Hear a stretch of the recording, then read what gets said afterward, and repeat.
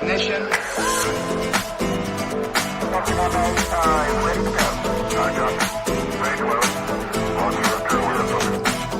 Stage is reporting ready for launch.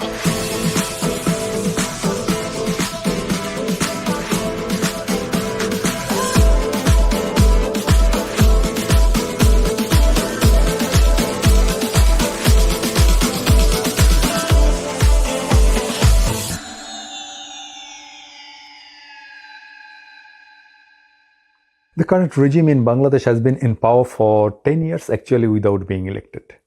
The Sheikh Hasina-led regime has set its goal to introduce one-party system in the country. In 1975, Awami League, which is the ruling party now, introduced one-party system which was called Bakshal. Sheikh Mujib, father of Sheikh Hasina, was behind the introduction of Bakshal. After Bakshal system was introduced, Sheikh Mujib declared himself lifelong president of Bangladesh and he banned all political parties except his own Awami League. Only 4 newspapers were allowed publications. All others were banned. He even took away people's right to file writ petition to any court. However, Bakshal system was abolished with the assassination of Sheikh Mujib in August 1975. We are facing the same Bakshal-like situation under the current regime. This regime is introducing one-party rule system again. There is a virtual ban on the political activities of the opposition parties. There is no freedom of speech. People are losing their rights as citizens. Humanitarian rights have no space in the country. In this situation, some journalists supporting the government have introduced a sycophantic culture in the country. These journalists often indulge in shameless sycophancy and vie with each other to get closer to Prime Minister Hasina. Sometimes back in a press conference, a very senior newspaper editor said, "Dear Prime Minister, you have long deserved to get the Nobel Prize. None gets this prize without lobbying well for it. You should start lobbying for this prize as soon as possible." Many journalists flattered the Prime Minister and her government and published biased reports to win her favor. However, some media outlets in the country still try to maintain professionalism without being biased. But those outlets are struggling under severe pressure for publishing contents critical of the government and the ruling party. The government warned the business houses against giving any advertisement to the Daily Star and Prothom Alo, two largest newspapers of Bangladesh. Police filed 7 cases in 7 different districts against the editor of Prothom Alo, the largest Bengali language newspaper in Bangladesh. In the same way, they filed over 35 cases against the editor of Daily Star, the largest circulated English language newspaper of the country. The government often uses the powerful military intelligence officers to threaten the media outlets and force them to avoid publishing news which are critical of the government. Between 2009 and 2017, during the regime of Sheikh Hasina, 23 journalists were murdered in Bangladesh. Among them, in the cases of 18 murders, including those of journalist couples Sagar and Rooney, have not been brought to justice. Even the murderers in the sensational Sagar Rooney case were not arrested even. During Awami League regime, at least 561 journalists become victims of harassment and torture. You might recall, in 2018, when the journalists were reporting on the students' movement demanding safer roads, pro-government groups beat up some of them very badly. In 2013, while amending the infamous Information and Communication Technology ICT law, Section 57 was added to it. Human rights activists and journalists for years demanded abolition of this draconian Section 57, which was used to crack down on freedom of expression in the country. In 2018, prominent Bangladeshi photojournalist and social activist Shahidul Alam was arrested under Section 57 of the infamous ICT Act for ostensibly spreading false information and propaganda against the government.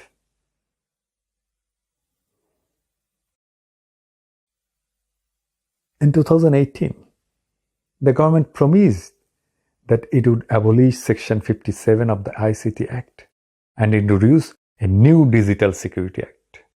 When the new Digital Security Act was introduced, it was found to be a reinforcement of the draconian Section 57 of the ICT Act. Several provisions of Digital Security Act violate the international standards on free expression.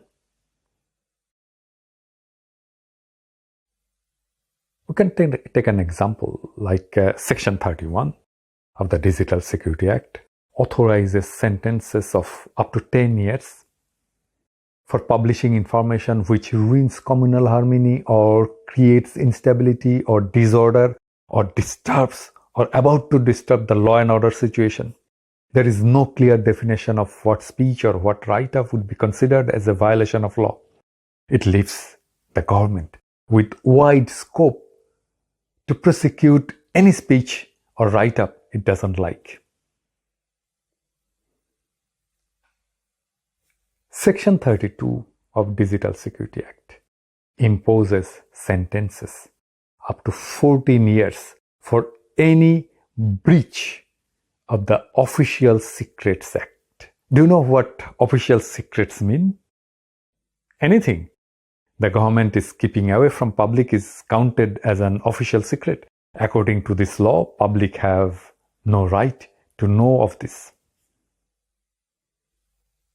Often, it is the duty of a journalist to find out the details of this so-called secret. So a journalist's job may often be viewed as a criminal activity in Bangladesh now. If any police officer wants to conduct a raid in a newspaper office, Section 43 of the Digital Security Act authorizes him to take control of the newspaper's official server. Police can even confiscate the server if they want. I hope you all know that the Bangladesh police is identified by international survey as the most corrupt organization in the country.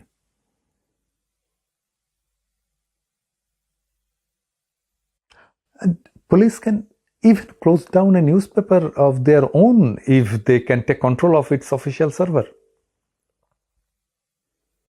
Section 53 of Digital Security Act says 14 sections of this act will be non-bailable. The offences in most sections not being defined clearly, the act has the potential of being widely misused by the corrupt police and the legal authorities. We all agree that every country needs a specific law to check cybercrimes. But in Bangladesh, in the name of checking cybercrimes, they are cracking down on the mass media. Some time ago, Sheikh Hasina said, "I am the authority to give you license to launch a news outlet or TV station. I can also revoke that license." Her previous information minister recently said to Bangladesh journalists, "Keep it in your mind that for wrong reports, you might be dragged to court and land in jail. Be careful when you publish the reports."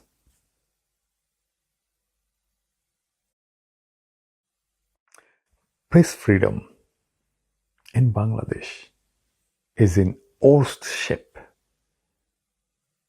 International media rights group work in the interest of freedom of press in Bangladesh the best way they can do, so that the government will perhaps be forced to ease pressure on the mass media in Bangladesh.